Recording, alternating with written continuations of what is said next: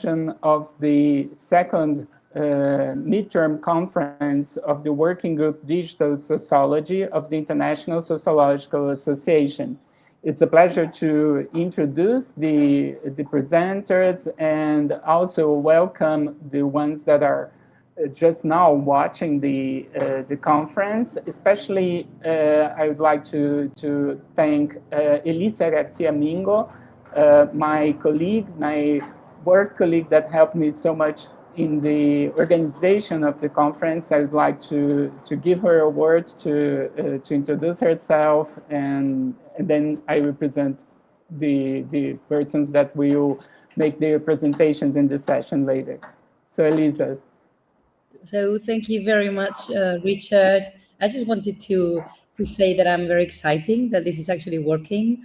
I'm very grateful for all the people that sent their proposals, their papers from all over the world, because we got some very, very interesting papers. And also I wanted to thank Richard for imagining this, for making this happy. Thanking Rayla, who is giving us all the IT support, and also thanking Attila and David and everyone in our working group that has been very supportive. And I think that is like very, very exciting that this is working, because it's, I think, giving us some many exciting thoughts and gathering us around digital sociology before we meet in Korea. So let's start, Richard. Okay, thank you, Elisa.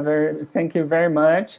And I also invite people to watch all the other sessions. As you said before me, there are people from all over the world. It was an excellent opportunity to create this midterm conference online, to allow people from so many different countries and continents to meet.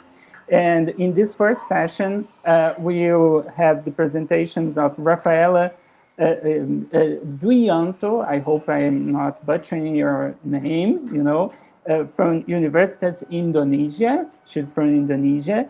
She will present a paper on dining as social distinction, created self and class negotiation among young women in Jakarta. And later, we'll have a presentation of Stefan Jankovic and David Adam, both from the University of Belgrade, Serbia, and they will present from digital mediation to habituated toxicity. So let's start with Rafaela Duranto.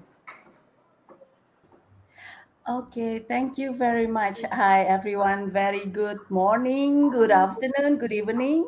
I'm so excited to be here because we come from all over the world. So my presentation, let me start. Yes, or to be exact, our presentation, because with me, I have two other colleagues who have been my students, but they already graduated, Salsabila Fitri Ayu and Herlinda Fitri. And let me just start. We are presenting our research, and you can see the title, Dining as Digital Distinction, Curated Self and Class Negotiation Among Young Women in Jakarta. And this study was conducted by me and my two other colleagues, and it explores the phenomenon of makan cantik or pretty dining, which has become a pervasive socio-digital strategy among young urban women in Jakarta. We examine how these women selectively choose aesthetically appealing dining venues and meals, not for the sake of consumption itself, but to curate a digital self that sustains or negotiates their social positioning in a highly stratified urban environment. The visual reality of our research subject, or maybe I should just return to the You can see the visual reality of our research subject here. Oh, sorry. Um, these are typical Instagram posts categorized under the pretty dining, or in Indonesian language, makan cantik trend. Please notice that the consistency in these images. The focus is rarely on the act of eating, but rather on the aesthetic harmony between the subject, the people, the exquisitely plated food, and the luxurious interior of the restaurant. To understand this phenomenon, we must look at the shift in urban dining. Historically, dining was a biological necessity focused on nutritional fulfillment, but as urban spaces developed, it evolved into a social stage, a physical arena where one exhibited their lifestyle and identity to those physically present. Well, however, we argue that we have moved into the era of the digital exhibition. Here, food and space are treated as visual asset for platformed dissemination. This is the essence of the pretty dining, the makan cantik, a practice where the selection of a dining venue is based solely on visual aesthetic values. And as our research shows, this shift means that the taste of the food is often secondary, and the Instagrammability become the primary goal, and will curate the image that reinforce or claims a specific social class. And our study shows the intersection of several key digital sociology frameworks. We start with the classic one. Erving Goffman, with his classic theory of theatrical performance, focus on real-time, face-to-face interactions. But our current study aligns more with Hogan's concept of algorithmic exhibitions. These are asynchronous data traces where our self is curated not just by us, but also by platforms architecture and by platforms algorithm. We also draw on Pitcairn's work on the vanilla self, which describes curation as a high-stakes strategy for social uplift. And also, we draw from Erin Duffy's work on aspirational production, which examines how women stage a glam life in digital domain. And our study contributes to this dialogue by specifically examining the mechanics of simulation and hyperreality in the global south, where young women use digital platforms to navigate the rigid class boundaries of a megacity like Jakarta. And to capture this, we employed a tripartite methodology. We conducted passive digital ethnography. Systematically, we observed the Instagram feeds, stories, and highlights of certain informants, 13 informants.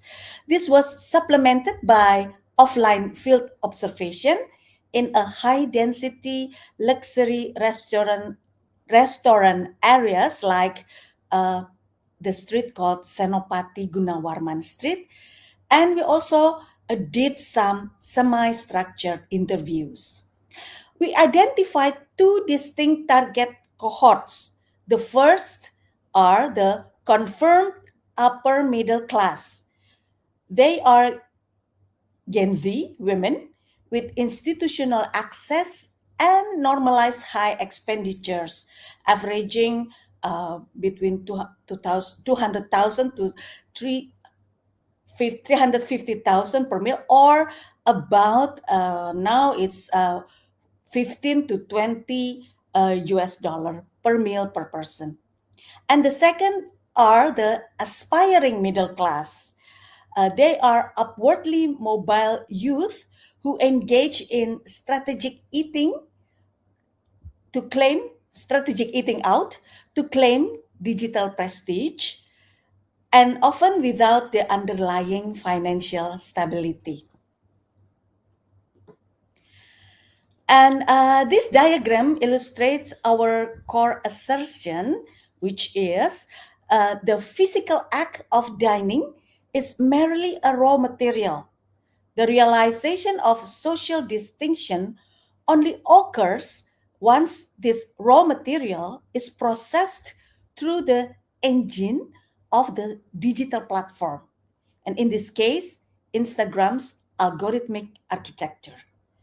Individuals bring offline resources as inputs, and their economic capital or financial liquidity and cultural capital, knowledge of trending aesthetic. And when these are uploaded and curated, they are converted into an online currency, which is symbolic capital. This currency takes form of social prestige, class distinction, and validation via likes and comments in Instagram. And essentially, the restaurant visit is an investment intended to yield a return in social status. And the process of distinction begins long before the post button is pressed. And it starts with physical curation in 3 layers. Layer 1 is spatial selectivity. It is choosing restaurants in exclusive district, and this is act as an intentional economic filter. Layer 2 is aesthetic prioritization, meaning plating, put the food in the plate, and ambience supersede biological utility. Our informants admitted that they would pose a culinary failure even if they think the food is not good and they think their choice is a failure, but they still will put them on their Instagram. As long as it is aligned with their luxury narrative. And the layer 3 is the embodied performance. They have to dress well and utilizing formal attire, high heels. This is essential to project a sense of physical belonging within these high status spaces. And once on the platform, informants use different features for different curatorial goals. The Instagram feed is the storefront. It uses a grid layout to design a monumental, permanent, and highly strategic visual identity. This is where social distinction is most visible at a glance. Conversely, stories and highlights are the evidence. While stories are temporary, they provide real-time proof of social existence. And when these are saved into highlights, they achieve the pretty dining, the makan cantik lifestyle, proving to their audience that this level of consumption is a consistent routine, not just one-off event.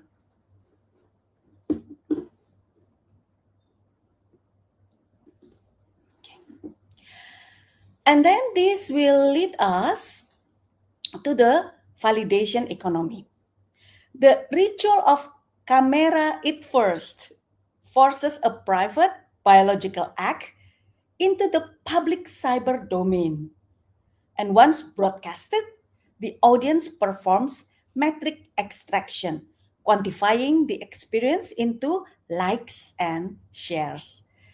This cycle is finalized when the user receives symbolic legitimacy through comments. When followers use labels like girl boss or bourgeoisie class, the capital conversion is then completed. And without this digital dissemination, our informants felt the dining experience lost its symbolic value entirely. And our analysis revealed a clear distinction matrix between our two cohorts. For the upper middle class, the primary goal is to reproduce existing status. Their economic strategy involves smart consumption, that is, using promotion while maintaining a normalized high expenditure. For them, these meals are a mundane social routine and a reproduction of their established habitus. But for the aspiring middle class, the goal is to claim an elevated status. Their strategy relies on simulation and manipulation. Food is not routine. It is a high-stake acquisition of a visual asset. This is a tactical simulation intended to project an identity they do not yet physically possess.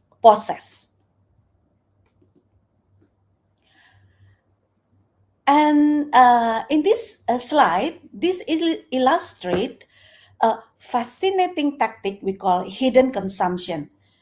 For example, we see a timeline of an evening. For example, at 6 p.m., the informant achieved biological satiety, I should say, at an inexpensive street stall, and this is kept strictly off camera.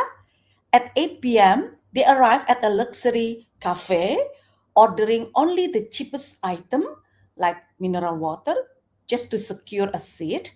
And by 8:30 p.m., they engage in an intensive photographic documentation using camera angles, lights to highlight or chandelier and put the food in a beautifully on a plate, and they're obscuring the lack of actual food on the table. This is a Baudrillard manipulation where the broadcasted digital reality is completely separated from the physical economic constraint. To maintain this illusion, many Gen Z women manage two separate identities. They have first account and second account of Instagram. The first account is the front stage. It is used for serious personal branding, exhibiting aesthetic superiority and narrative uniformity. It operates under high pressure to maintain the perfect illusion.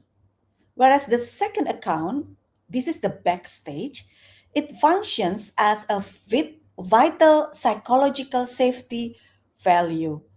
It is characterized by spontaneous, uncurated, and honest expression, shielded from the dominant gaze to relieve the pressure of constant digital distinction.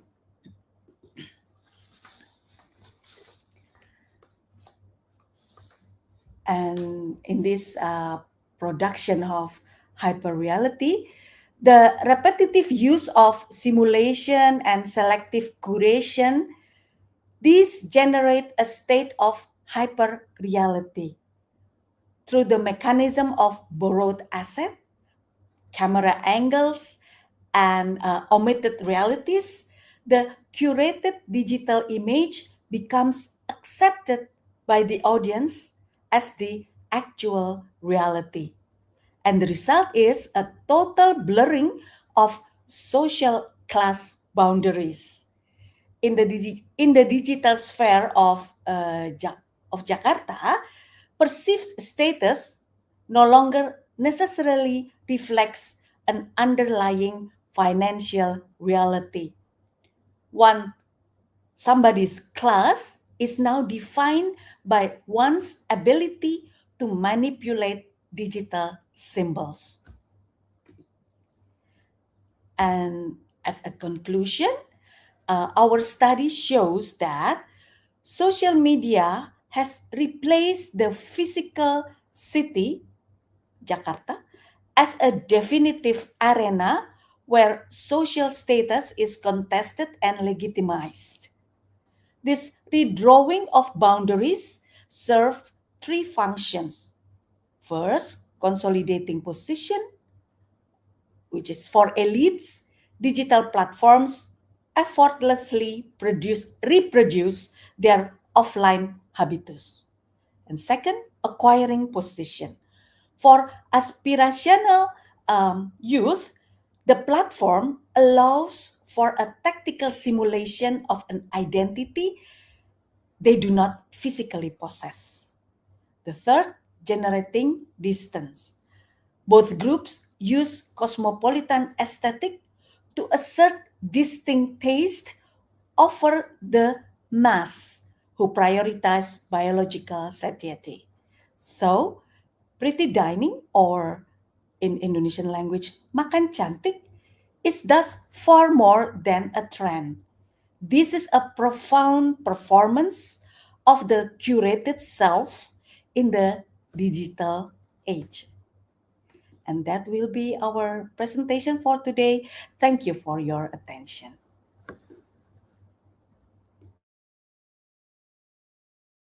Thank you very much, Rafaela, for your presentation. And now we have the one by Stefan Jankovic and David from the University of Belgrade, Serbia, Yes. from digital mediation to habituated toxicity.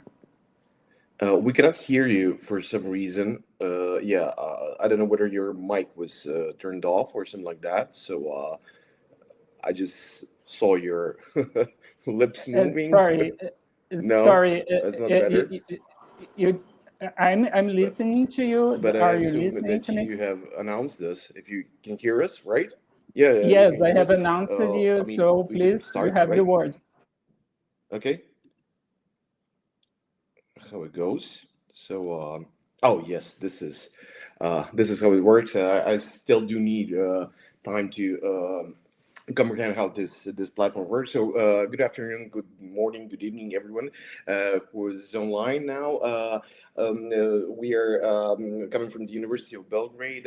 My name is Stefan Jankovic, and this is my colleague David Adam. And for some years, we've been interested into a matter of air pollution in Belgrade and the major and massive controversy that it incited in past several years, especially in relation to proliferating digital and sensor data ecologies of various processes that have somewhat encompassed the world and these urban scenarios where to situate and the very matter of air pollution. Regarding this problem that we started our research, air pollution in recent times has become really a contested urban condition since a number of authors have been researching various aspects of political targeting of air pollution in urban environments, such as through activism, artistic practices, and various aspects of socioeconomic and even racial inequalities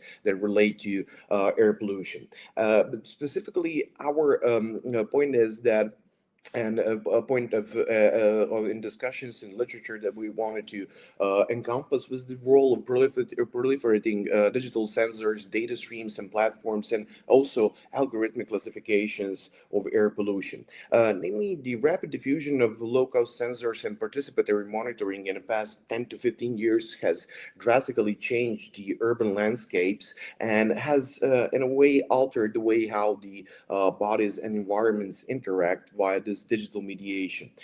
Whereas this large deal of these discussions was situated within citizen sensing debates. What we argue is that citizen sensing, in a much broader sense, offers really ambivalent technopolitics. From one point, those citizen sensing practices and initiatives that are situated mostly within development of low-cost sensors, etc., are often celebrated as environmental democratization of an unfinished science, and also and they're seen as something that unsettles official expertise and measurement authorities. And in this sense, it offers a distinct way and entry to environmental problems. From this point, we also wanted to explore whether these sensor data ecologies generate and further as a further political resonance of air pollution problems. So whether do they actually have what we call afterlives? So these unstable afterlives of data, such as viral circulation, such as also sparking the anxiety, sparking distrust over authorities, is a complex way how these data actually resonate. So this politics that emerges from the conflicts over what counts also as a real pollution is what we wanted to specifically explore in our research. Belgrade presents a particularly interesting case and somewhat intriguing case in this respect, since the late 2010s. Belgrade has quite often could be found on the notorious lists of the most polluted cities in the world, among Karachi, Bombay, etc. And this was really effect of the proliferating ecologies of data and sensors, and also by the inception of the various air quality indices that have allowed the comparison of the pollution in Belgrade versus other cities. What this part is a massive public controversy in a sense, who's responsible, where to target and where to locate principal pollutants, but also has led to quite ambiguous technopolitical results. What we claim here in this presentation is that definitely citizen sensing practices, and especially the proliferation of various ways how we enter this nexus of bodies, environments, with the mediation of digital technologies, also leaves quite ambiguous results that, as we will speculate at the end of our presentation, lead to quite commercialized and also atomized solutions to pollution problems. More specifically, our main research problem that we are starting from is how digital monitoring infrastructures both amplified collective action and incited dynamic controversy, but also led to a technically legible yet politically unresolved crisis. In this regard, we actually wanted to expand recent discussion by Maris and other authors on infrastructural participation, as this is our point of departure regarding many of the authors who are writing this STS, making and doing literature, and to explore what is less explored. These are indeterminate technopolitical trajectories of public controversies. Namely, what is key point here is that in citizen sensing literature, as we will explain further in our theoretical discussion, usually assumes quite straightforward effects of introducing these kind of sensor technologies, etc., and that infrastructural participation in itself enables and expands the democratic horizons. Whereas we actually wanted to see how the data itself, sensor data, produces what Jennifer Gabbers calls A effects. So as a combination of affects and effects in political sense, we intended to explore how the data becomes politically resonant, but also indeterminate in the sense how it is received, how it is accepted, and how it is speculated and interpreted. So we have introduced a notion of speculative afterlives of sensor data, and in order to encompass these ambivalent technopolitical effects of sensor data ecologies. What we have in mind with speculative afterlife is not only relating to various debates and regarding the speculative urbanism, but also expanding the horizons that have recently been debated as mundane, as effects of mundane enmeshments of techno-urban life operating through data ecologies and socio-technical formations. We wanted to, in that sense, to move beyond the prevailing formula of technologies facilitating democracy, and also to explore the horizons regarding how to collect the data and how to move or step behind usually predominantly ethnographic focus, which is seen in citizen sensing research. So our method and key argument is revolving around the mapping of controversies and expands this novel reintroduction of this method that has its own history in the actor network theory and science and technology studies, and intends to be applied regarding the growing digitalization of public debates, their unsettling character that moves through various platforms, discussions, various media formats, etc., and also to encompass how this digital mapping also might encompass the effects of these kind of competing infrastructures, air quality rankings, and various aspects of media circulations. In this regard, we have, in a way, stick to the classical assumptions of the actor network theory by tracing alliances, positions, especially detecting two key issues here in this controversy, that is data validity and the attribution of responsibility. Our key argument here is that data made toxicity visible while habituating urban publics. We'll explain that further in detail. So presentation goes and follows these kind of this kind of a structure. We will first briefly discuss the citizen sensing debates. Then we'll go more into details what kind of methods and data sources have been used here, and then we'll present key findings from our research regarding the how this whole controversy unfolded through infrastructures and through various issues, eventually entering into some kind of an odd stalemate. First, when it comes to citizen sensing literature, as we said before, sensor networks are usually seen as competing infrastructures that challenge official measurements and expert protocols. They're usually interpreted as a bottom-up reconceptualization of the corporate managerial imaginaries that are inscribed in smart urbanism. But also they're seen as a new forms of ecological citizenship and data democratization, since various do-it-yourself practices actually by producing the competing infrastructures enable various aspects and entries into environmental issues there that are usually kept away from the public. So this various discussions and research and improvised devices that actually accentuate trial and error processes, accessible components, partial standardizations, reliance on various internet forums, and recurrent calibration actually do emphasize a new wave of approaching the environmental issues. But civic censorship in a much broader sense also could be seen as a response to infrastructural gaps. Many authors actually situate the emergence of citizen sensing practices in areas with weak coverages of sensors and environmental sensors, regarding also the slow institutional expansion and limited spatial resolution that is the coverage regarding the air pollution measurements. So, but the question is how these isolated and do these isolated devices create some kind of a decentered urban sensorium. Some authors point that these sensors are actually still being in a sense pointillist, so they're atomized, they're not necessarily interlinked or coordinated, but this kind of a uncoordinated distribution of alternative monitoring infrastructures also creates kind of a competitive infrastructures, no matter whether these are are some kind of synchronized in the sense that they offer same or standardized data.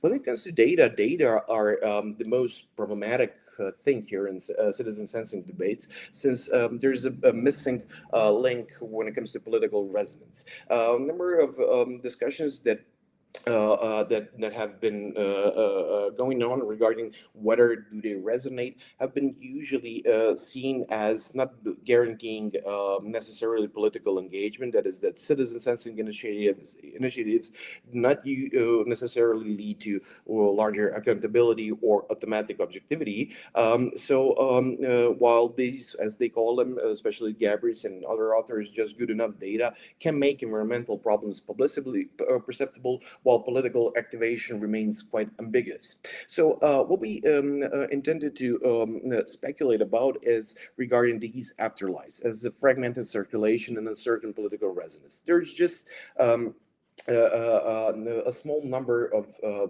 small body of research that has dealt with this kind of a problem of whether this urban digitalization where it leads concretely. So since data are seen as not straightforwardly persuasive, their availability, circulation, and use also become fragmented. And in a sense, media infrastructures, as some research display, organize effective response to air pollution risk and redirect everyday light toward personalized regimes of adaptation. So what we have here as a major conclusion is that there are speculative economies of data. They lead also to convenience. They're accessible, but they lead also to anxiety, distrust, and individualized adjustments. So when it comes to very data sources, as I've emphasized earlier, we relied on the expanded meaning of controversy mapping as a digital method, and we intended to see how the air pollution data is translated in a way in a various sources, how it is interpreted, how it is received. So we've used this quantitative analysis of public issues across the online environments by data harvesting around 150 initially 1,500 initial results, which encompass media articles, reports, public documents from 2018 to 2025. We employed the empiricist routing with the symmetrical stance toward all the actors, officials, activists, experts, media actors, and technical devices as well, and also followed the good old formula by Bruno Latour that is recording what each actor says about the others. Therefore, we coded this whole databases with a bunch of texts around and detecting two key issues, that is validation versus attribution, but also, as we'll speculate later, there is a key there's also aspect of mediation. And by relying and by detecting key actors, we also intended to see what non-humans do here in terms of technologies, pollutants, etc., and use various software. I don't want to dwell on them to display this visually. So this is just a broad glimpse how the very inception of various competing infrastructures, especially from the late 2010s, actually incited various issues in this controversy, and how this controversy, by the time we were speaking, actually have become exhausted.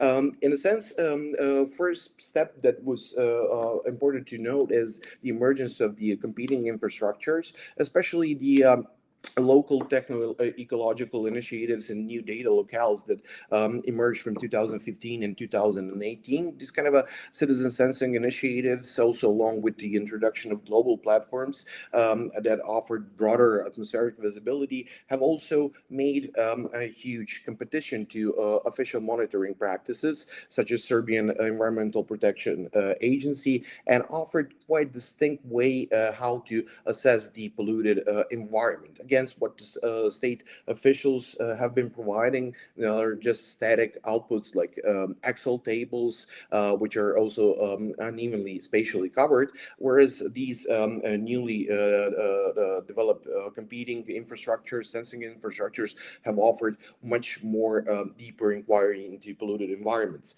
So by the 2019, as a reaction, the city authorities have also offered their own application called BioEcho as an attempt of institutional re-centralization and as an attempt to re-enter polluted air within domestic indices against the global ones, and as a reliance to official stations and public health categories. So this is just a brief glimpse into how this network looks at this point. So as you can see here, most of these dispersed, most of these competitive networks actually have dispersed way beyond the city center, which is quite an important point here to underscore.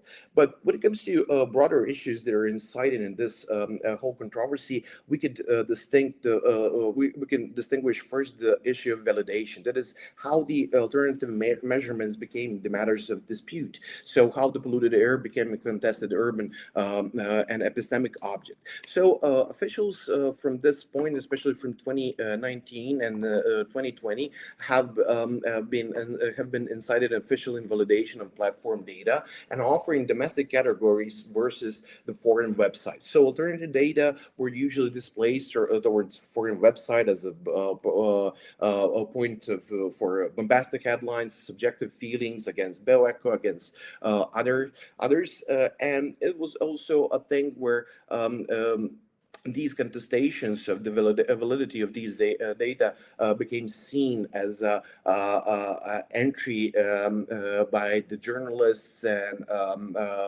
other actors such as experts that have in a way juxtaposed various evidentiary sources.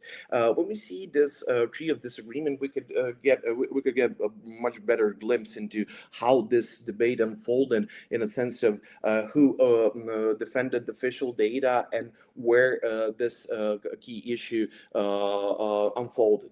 But the much broader and much more complicated issue was one regarding the attribution. So through time, especially in 2021 and 2022, PM particles have become public enemy number one, but the question quickly shifted towards causes and responsibility. So, in the first glance, there was a really unstable attributional grammar in 2019 because experts moved beyond rankings and warnings towards traffic, fossil fuels, heating plants, etc. But polluted air was gradually accepted as an inscribed fact.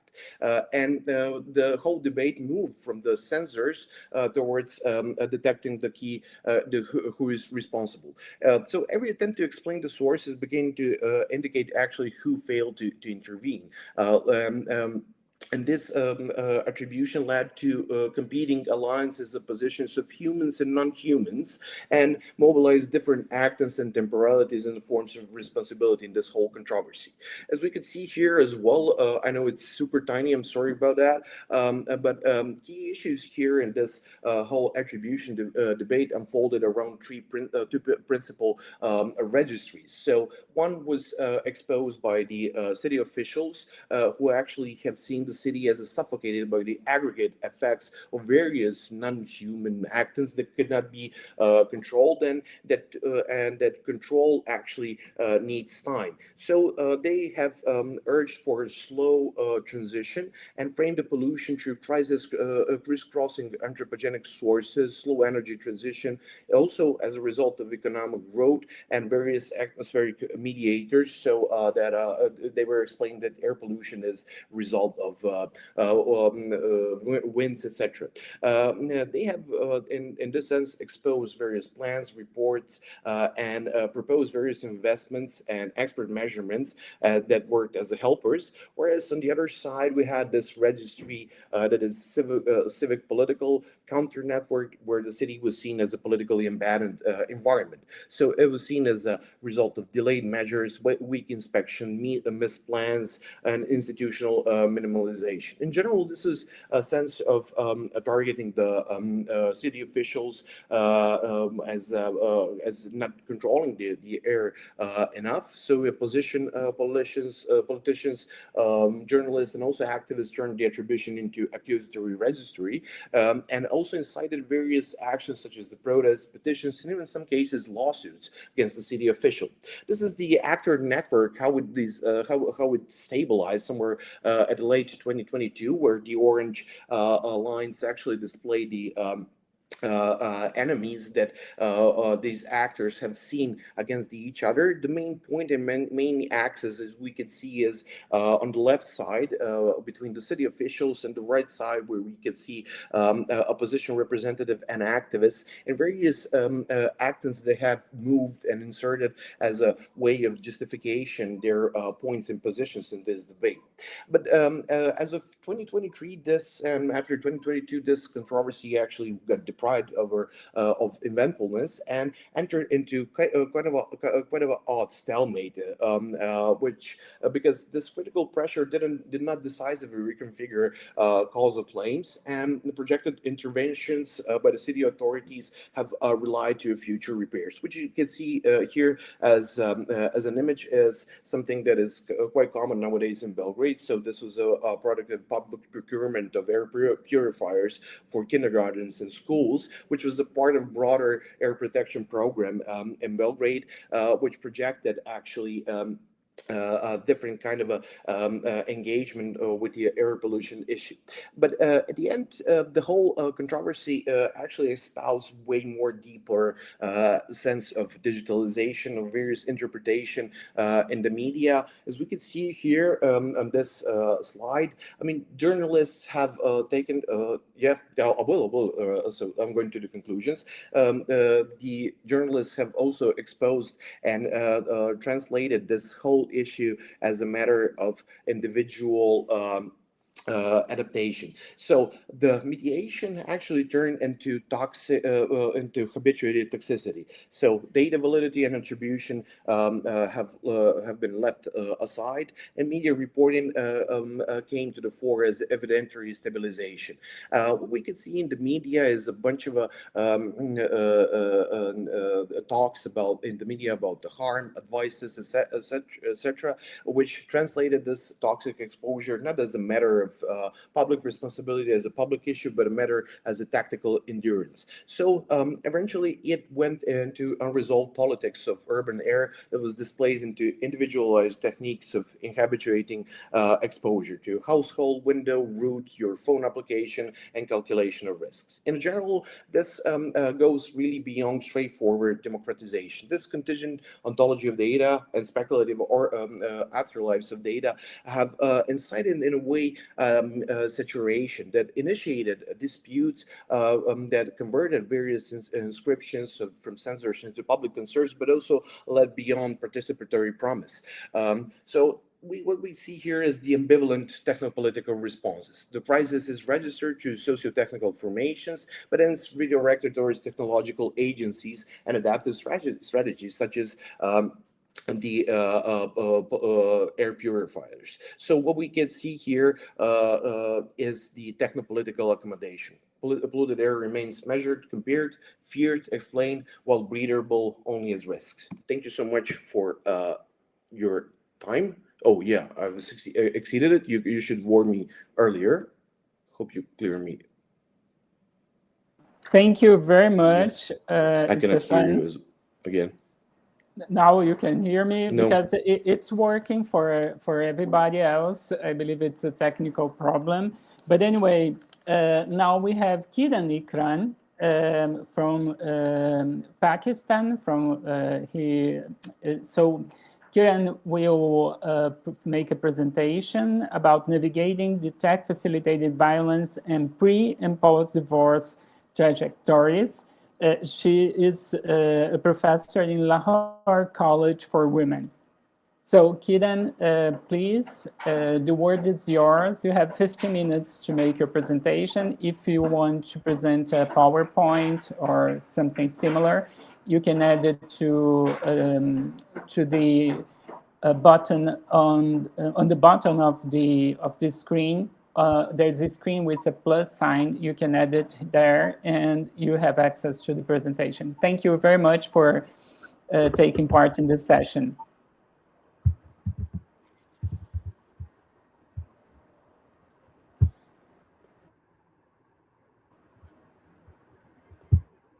Yes, good evening, everyone. I hope I'm audible to all of you. Yes, you are audible, but I'm not seeing you. I don't know if the other colleagues are seeing you or Yes, actually, image. it's in process. It's in process. I have done it before, but it's in process there. Oh, okay. But anyway, you can start talking. Feel free if you want. Thank you very much. Okay.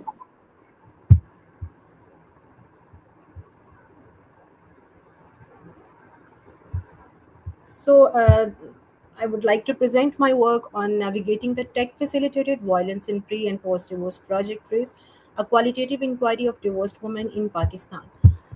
Basically, in current days and in contemporary societies all over the world, everyone can have a good idea about that. That technology is an inevitable part of our life, which has totally changed the social fabric of everyday life, including social interaction. Um, Yes, including social interaction and every communication pattern, our learning, shopping, entertainment, and layer. So, in early studies, you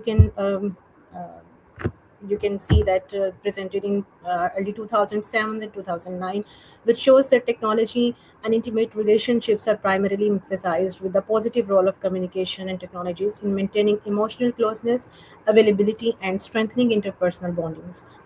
Smartphones, media platforms, message applications, surveillance technologies, and other digital communication tools have created new opportunities for emotional connection in intimate relations while simultaneously generating new forms of marital conflict, mistrust, emotional distance, and post breakup abuse. Digital tools can also facilitate in displaying power, control, coercion, and surveillance in spite of not being present in someone's real life. Technology facilitated violence is an act of violence perpetrated by one or more individuals that is committed, assisted, aggravated, and amplified in part or fully by the use of information and communication technologies or digital media against a person based on their gender. It can affect someone physically, emotionally, and financially. Technology facilitated violence basically is any form of digital abuse which can have multiple mechanisms and platforms, including social media apps like Facebook, Instagram, TikToks, messaging apps, WhatsApp, Telegrams, emails, online forums, and location based technologies. And there are patterns and forms of technology facilitated violence, which are including cyberbullying, online harassment, cyber stalking, non consensual image sharing, impersonation and identity theft, deepfake, digital surveillance, and control. Post breakup digital, sorry for the typo, it's a post breakup digital abuse, whereas technology and digital tools have played a very important and essential role in making the relationship, creating, modifying, and at some extent it can be very important to create the marital conflict and further in breakup, divorce, and ultimately penetrating its effect and its violence and abuse in different forms and patterns in the post divorce or post breakup era. It can include threatening messages which can harm someone's personal identity, dignity. It can include, different forms of uh, digital harassment on social media, through communication, through identity theft, and through defaming, emotionally defaming, which is very much important in a person's social and emotional well-being, and it can hurt someone. Whereas I was planning, it's a working paper in which I am recently conducting my research and gathering different perspectives at different forums. So the major thing I have felt and noticed that whenever we go towards the technology facilitated violence, it's an emerging social phenomena, particularly in the intimate domains in South Asian societies. Whenever we go through the literature and we go through different academic scholarship, we can see some Western frameworks on this phenomena. But the concept of technology facilitated violence in context of relational breakup, in context of divorce, in context of collectivism, honor cultures, and extended family system, where patriarchal gender norms are so much prevailing and so much strong in the societies like Pakistan, a South Asian perspective, it can an emerging phenomena, and there is a dearth of there's a lack of existing scholarship in this domain. So it found me to like the novelty of this research is basically it brings the scholarship in context of intersectionality of divorce, technology, and violence. Moving ahead, I will discuss about its methodology that was completely interpretive and qualitative domain, which has described that fully, deeply and deep rooted different meanings of the violence from the divorced woman in their career, in their divorce trajectories, and their throughout the journey of their marital conflict, marital breakup, and the post breakup era. So it was very suitable. It was very suitable and convincing as a researcher for me to employ the qualitative domain and the in-depth interviews for collecting the data. Till now, I have done 12 divorced women interviews in based on Lahore, which is an urban city of like Pakistan. So there is a continuous process of collecting data till now, and the emerging realities are modifying, and inclusivity of the knowledge is in a cyclic condition, which has modified, updated at every stage of the interview. So I'm still at this stage after 12 interviews. I feel myself to add more one, because there is no saturation point, I feel, that until it has reached. Major findings which I have till now find out in this research are technology in the context of technology facilitated violence in divorce trajectory, that is omnipresence of technology in intimate domains, constructing unrealistic marital and expectations through digital realities, technology, marital infidelity and incompatibility, devalued self-worth and emotional marginalization in the digital age, digital control and surveillance, technology mediated infidelity and discovery of incompatibility, digital spaces, and the intensification of post separation harm. So it's it's a cycle of violence which has started at the time of conflict. We can see here digital technology plays role in marital conflict, divorce, and post divorce violence. Emotional absence, uh, whenever you feel like any of the spouse, particularly we are talking about in the context of women, so we are talking about male spouses. When female or woman or wife, at the role of the wife, she feel that somewhere my spouse is emotionally absent, although he is connected on the phone, on the call, but he's not present emotionally. So it creates a mistrust between the couples, and which ultimately can lead them toward the infidelity. There can be social comparison with the abundance use of technology, which can build on further the basics of jealousy, social comparison, and conflict. Another form of digital technology and marital conflict is patriarchal control and surveillance, which has been operated by the spouses and their natal families, which are in laws of the woman spouses. That can be very important factor, a very dominant and important factor in creating marital conflict. So all of these factors will lead towards the infidelity, which is very important to further create violence, either it is physical, emotional, or financial, and then further it can lead towards the violence and the contingency of such abuses in the post-divorce era. If I would like to talk about the omnipresence of technology in intimate domains, the purpose and benefits are explained by the women in the research are layer, the purpose of layer, communication, shopping, learning, and work. And the relational outcomes are they feel they are connected with their spouses but emotionally distant. They feel visibility but ignored, neglect, and unnoticed. They feel that it can bring the marital conflict in their relationships. Miscommunication always in rush leads to hurt and broken expectations in their marriages. As one of the respondents shared, I never mind that my husband was in touch with his official matters and sometimes personal matters with digital tools or social media. But gradually, I felt he was totally not present emotionally and losing his interest in those matters that are important for us. I started to share very little with him, and this really disturbed me emotionally in deep ways. The expectations of being available and connected place an emotional burden on spouses, leaving them frustrated, alone, and insecure. And such an abundance of technology in daily life in the spouses in their intimate domains create technoference or fubbing, which further lead to intense the conflict, distant, and uh, create a lower quality in the relationship and satisfaction and closeness. um,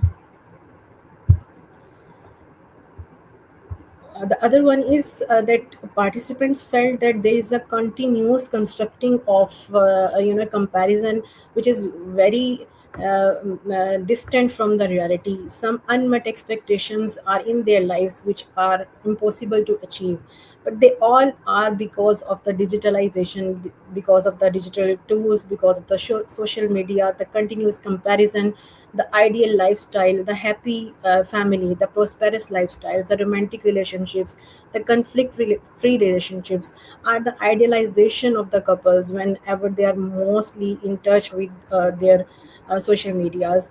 Even in their intimate lives, they talk about and or idealize such lives. Whereas realities are far more different. When the marriage goes towards compromises, emotional challenges, financial pressures, the conflict-free relation cannot be created. So it can be a big challenge for the spouses to reduce the marital conflict in form of such issues, in form of such realities which are far from existence. And then when a technology creates the mistrust and marital infidelity, reshape the relationship and mistrust just strengthens. There are some factors that most of the women in the research shared, that not only they felt unfaithfulness and infidelity from their spouses, but they also felt there are others emotional factors which are lacking and which are killing the compatibility of their relationships. While because of the shortage of time, I will move fastly. That is basically a repeated theme, which is strengthening the technology and marital infidelity and incompatibility. And other was devalued of self-worth and emotional marginalization in the digital age, when a couple, when a spouse, particularly women in Pakistani context, in South Asian context, and in the era where she living in the extended family relationships, feel that all these digital tools, all these digital realities are making her devalued and devalued her self-worth, and she is emotionally at the distant and losing her self-worth. Similarly, on the other side, whenever we come to the point of the male spouses, women also reported that there is a digital control from their side, that to whom we are talking, where we are going, how our mobility is shaping, to who is commenting on our content on the social media, and what are the passwords of the different social media sites and different apps they are using. So it can also intensify the marital conflict. And similarly, when these marital conflict led towards the breakup or a divorce or such kind of breaking relationship, this is not the way to close the violence. Divorce is not the way to close that violence. When it intersects with the technology, it even comes in the life, in their real life, not only in the digital or technological spaces. It can defame them even after the divorce. It can create more emotional and more economic vulnerability of women who have just taken the divorce from their spouses, or who got the divorce from their spouses, like digital media, because of such emotional defamation. Mostly, a woman even can lose their economic identity, their job, their work. So these themes are basically the most core themes of my research. And thank you so much for listening, and thank you.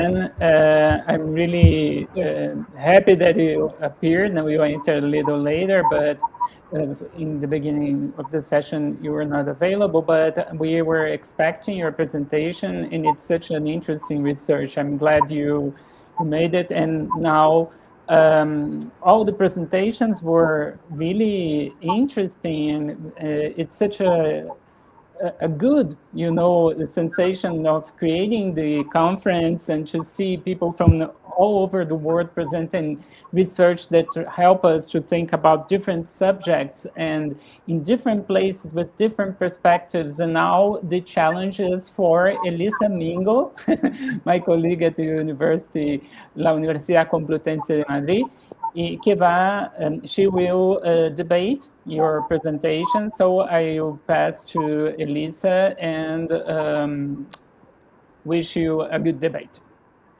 Thank you very much, Richard. Well, first of all, I will try to be short because we are running out of time. And I would like the scholars that are here today to have some time. Oh, Rafaela, where are you? You disappeared. I was about to talk to her. So, Richard, if it's all right, hello? Yes, what do you... So maybe I can. Yeah, she's here. So yeah, hi Rafaela. So my idea is that I'm gonna give them some just like short comment, and then make them one question for each of the papers, and then they can have the floor and they can give us an answer. I have written some long notes, so I can send them by email, so they can have like a longer feedback if you think. I think it's better because we are, as I was saying, running out of time. So first of all, thank you very much for all the exciting pieces of work that you've been working on. Congratulations to everyone. I wanted to start with Rafaela and Salsavila and Herlinda and their work on the Makan Cantik, the pretty dining in Jakarta. So I think your work brings to our community a very sophisticated look on how digital sociology and traditional class theory intersect in non-Western urban contexts. So I think that that's very interesting for us. I think so. I wanted to highlight one of the, I think is like the most like interesting part of your work, and I think is the way you argue how habitus in Bourdieu, following Bourdieu's theory, is no longer just about physical performance, but is also reconfigured by platform visibility and algorithmic recognition. So I think that this idea of the let the camera eat first, demonstrates that without social media dissemination, the dining experience effectively loses its symbolic value. So I've loved so many things about this paper. I think this part was very interesting. Another very interesting part was the part of the hidden consumption. So people they are actually starving, they are hungry, they need to eat, but they are hiding that part because they have to, perform for the camera. So my question was following this idea, this line of argument, and it was around the toll of this aspirational production. So because you interviewed women from the elite, but also women that are from the aspiring middle classes. So do you think the informants, the women that you interviewed, talk about economic or mental strain that is like the result of maintaining this hyper reality? Because there's a part of tactical simulation, but at the end of the day, there's precariousness, there's hunger, there's suffering. So can you tell us a little bit more about this part of the work, maybe? Thank you. Should I answer directly?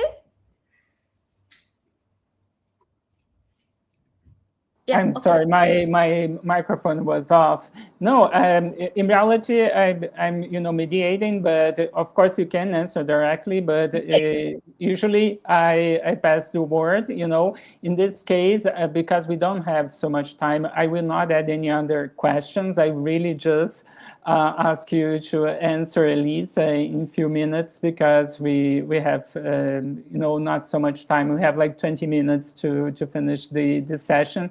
And please answer it. Okay, just I try to be very brief. Yes, especially for the aspiring young women, um, they have to adjust their financial ability, and that's why they will have dinner first in a very cheap place, and when they come to the um, Instagrammable cafe, first they will only order mineral water, but when other friends come, then they will try to order a little bit pricier menu, but they will pay together. So actually, they struggle to maintain their curated self identity, whereas the confirmed upper middle class, uh, they didn't mention, but actually they also try to find restaurant who at that time has a discounted menu, so they will go there and ask for the discounted menu without mentioning in their Instagram that these are discounted menu.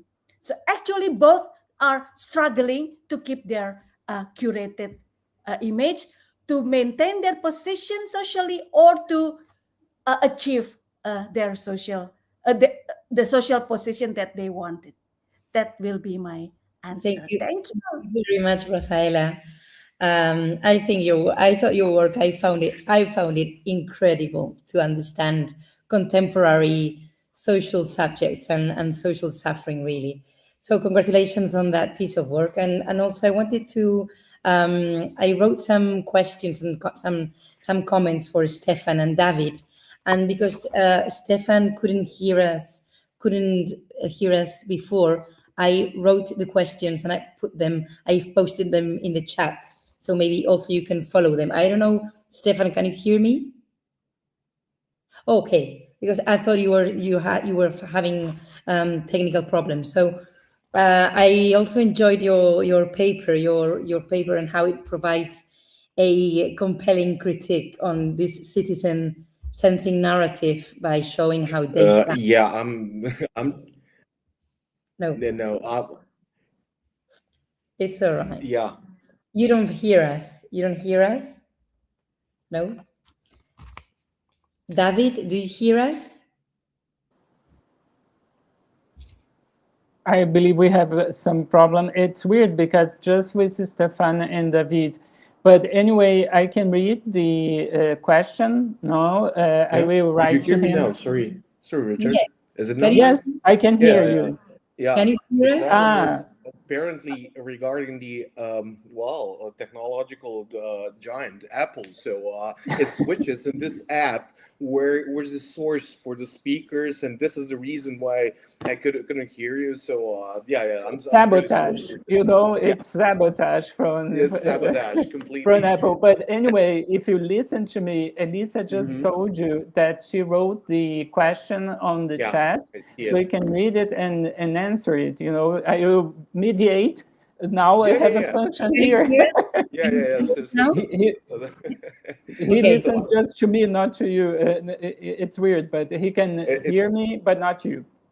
yeah, it's really weird. Yeah, I can hear Elisa at this point. I could hear your Richard, so I heard Rafaela So perfectly. I'm really mediating now. No, Yeah, but yeah, he you have to understood be. that you wrote the question on the chat, and Yeah, he will answer you. yeah, Yeah, It Richard. happens. yeah. Maybe I was So thinking. thank you so much, Wait, Elisa. Yeah. Oh, wait, okay, Uh, okay. I was Please, thinking, a Richard, minute, so I will let her to speak, and then I will tell you what she said. Okay. Oh, Jesus. Okay. Richard, I was saying that I posted everything on the chat. Just check Easy to whether. Okay. choose, but I think that the last question, maybe it's Mhm. Richard's debate, because it's you can apply it to broader context. So the question is after the capital words when I say that their paper challenges the assumption that more environmental data leads to greater democratization. So my question is what conditions would need to be present for ratification to sustain political mobilization rather than dissolved into this routine adaptation that they have proved to happen in Belgrade? So maybe that last question would be nice for debate, but he can choose. I'm happy to Okay, I will tell him. The people that are watching us probably will be laughing, But Stefan, are you listening to me? She said that the most important question is the final one, the one after the capital letters. So you may answer both, but the most important is the second one, the last one. Yeah. So thank you, Elisa, so much, and thank you, Richard, for mediating this odd situation. We really do appreciate your comments and the time you spent for reading the paper. We just realized that we have exceeded the word limit, so as well as the time here for presentation. So regarding your first question, actually, this we don't see it as a structural tendency nor a specificity of the Belgrade case, because we think that many discussions, especially regarding the digital urbanism, whatever you want to call it, I mean, speculative urbanism, has also been inclining towards some kind of a technological optimism. So we don't see it as a necessarily, broad or general outcome. This is just a specific case, and this is why this controversy mapping is so fruitful in that sense, because it's unfolded, it's open-ended in a sense. So once these debates could be again wrapped into some kind of a hot disputed public issue here, so I don't see it as a necessarily entrapped in this sense. Regarding your question of over habituated toxicity, I think we just coined that as something that goes and passes by in order to describe this, and this is my mistake because it prevented David from expanding and exploring further this whole topic, because we were super interested into enormous rise of air purifiers from early to 2020s in Belgrade, and we still do see a need for expanding the data. So to see the prolonged effect of the debate, we're not sure whether this is just a result of the COVID pandemic and that people started purchasing air purifiers, but in a sense, it tells that the data have been interpreted in quite a optimistic manner. So similar to what Rafaela is finding, I mean, we don't have the language of class in our research, but you could sense that there is some kind of a seclusion that this digital mediation creates. It is quite neoliberal in a sense, because it unfolds as a personal adaptive strategies, and this is quite unfortunate unfolding where again another technological devices, another spectrum of technological devices intervene. So this is the problem. This is the complicity. This is a techno-political complicity, because in order to solve one kind of a crisis, which is also technological, right? Because its pollution is caused by cars, fuel, etc. You introduce another spectrum of technological agencies in order to solve it. But then you disperse it and not concentrate it as a public issue. And regarding your what would you highlight it in a way? Could complementary ethnographic approaches help to avoid this risk? Yes, absolutely. Even though what we have seen is that environmental citizenship in this sense, I mean, protests regarding the air pollution has have stopped, unfortunately. So we're not saying that this is the necessarily an outcome of this controversy, etc. But in a way, I think that more environmental data do and did cause broader shifts, especially when you see what the city authorities and city officials, how they were reacting initially, saying that, okay, the data is not valid. Then they accepted that all of these data are completely valid. And again, then they have seen that there is their responsibility to act. So we see the positive effects, if you want it in a normative sense, of this debate, of this debates. But on the other hand, I think this routine adaptation with your mobile phone app and this whole digitalization actually leads to something that is quite. So yeah, thank you so much once again. I think I managed to answer the question. Thank you. Were you Thank you. able Oh, to now I listen can to him, hear you. Elisa? Oh my God, Oh my what's wrong God, with this now you platform? can hear her. Yeah, Okay. Anyway, I would give her back the yeah. word Thank to you, guys. discuss Kid and Ikram. Thank you, Stefan and David. Yeah, thank you, Richard, for giving me the floor again to give some feedback for Kiran. So, Kiran, first of all, I wanted to say how much I appreciate that you bring this topic to the table. I also Thank work on technology facilitated violence in Madrid. So, and most of the literature, as you were mentioning, on digital gender violence is focused on the West. So your work on the Pakistani context, I think, is a Yes. real game changer for the field. So I think I am so happy that we have your contribution and that you could make it today. Thank you So so much. I will, yeah, thank you very much for coming. So I'll just a comment and a brief question, so you can expand a little bit on that point. So something, first of all, something I love about your work is ex- how you explore this idea of like that the no closure in the digital age. So the way I love the way you describe this continuum of conflict, because in the legal Yes. sense, divorce is supposed to be the end, but you've shown how technology allows this surveillance and power play to keep going after divorce, and how it is like violent for women. But the question I wanted to make to you, so you can talk a little bit more about, is when you focus, because I think that this is super original. I've never read about this before in any of the papers I've seen. And it's about the role of the in laws. Because you mentioned the in laws and how they often get involved in the digital surveillance and how they do this social media judgment. So I'm curious about if you found this family-wide digital pressure, if it was like how it was for women. Was it harder than the digital surveillance they get from husbands or ex-husbands? Or so what's the role of these in-laws and this wider family actors? Because in our context, this discussion is totally off topic. So I think that it would be great to listen a little bit more about this. So thank you very much. Yes. Thank you so much for your appreciation, and I would really love to explain that. As the originality of South Asian culture and the Pakistani culture, particularly, that is a collectivistic society in which, the relationships are very much involved, and every kind of happiness will be shared, and every kind of sadness.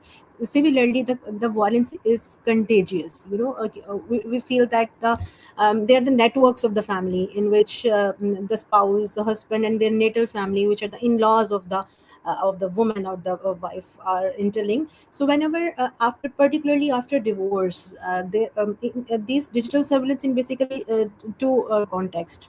that if in pre-divorce era, we can say that if someone is on the Facebook, using the Facebook, the Insta, the TikTok, which are mostly commonly widely used in these regions, and in that context, if she tries to express her emotional expression and freedom, she confronts with a lot of judgment by their family members existing on the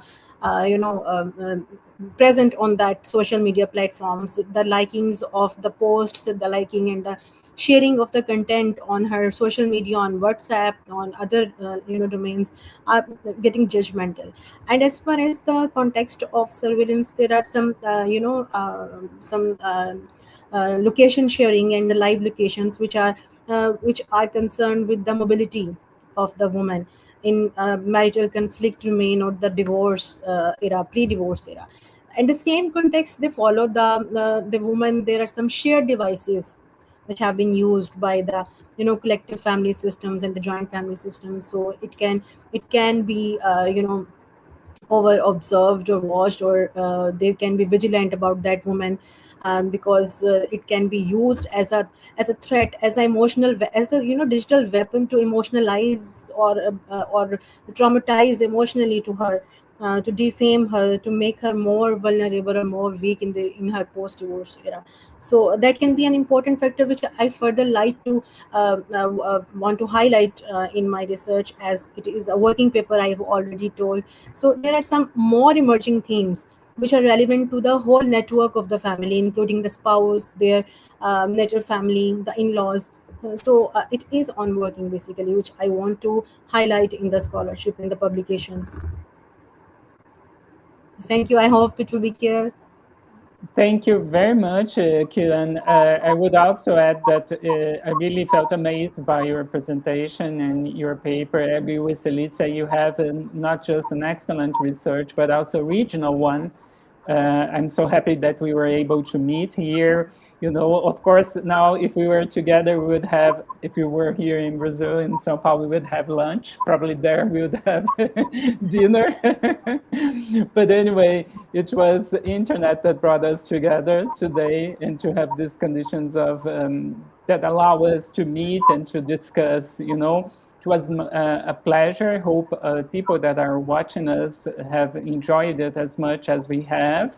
And we also have more sessions. Tomorrow, June 18th, we will have 3 more sessions in the second midterm conference of the Working Group Digital Sociology. And I would thank you again one more time. I'd love to thank you all for your presentations and the discussion, and especially Lisa, my companion in this work that is so hard. Now it seems so easy, but in the process of creation, we have worked hard, and I wouldn't be able to do it without Elisa. And also Brayla, Brayla is unknown, that is not appearing now, but she's the responsible for the technical aspects of our session. So, do you want to say something? Final words, Elisa? No? So, everybody, thank you very much. I hope to see you again another time, maybe in the Congress, in the ESO World Congress of Sociology next year. Thank you, Richard, and see you tomorrow, everyone, for more exciting. Thank you.